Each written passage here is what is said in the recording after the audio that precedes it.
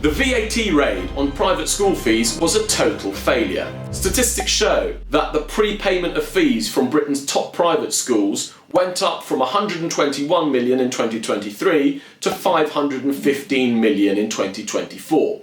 So it's clear that the mega rich had enough cash just to prepay a lot of private school fees. So they avoided paying the VAT entirely. Of course, the burden of the VAT fell onto middle-class families who are not that cash rich.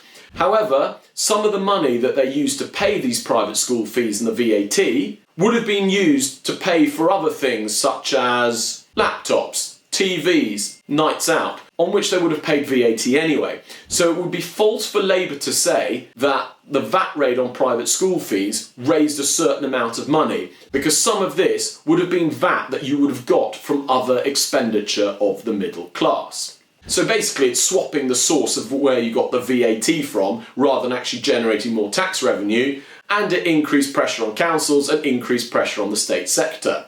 The VAT raid on private school fees is actually the epitome of the failure of the politics of envy, where policy is blinded by envy and void of economic literacy.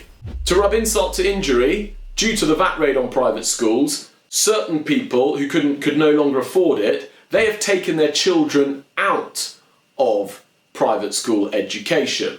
So having failed in generating new VAT revenue, the government has now had to employ another 11,000 teachers in the state sector. However, because you failed to generate fresh tax revenue to pay for these teachers in the state sector, it increases borrowing and increases the UK's national debt.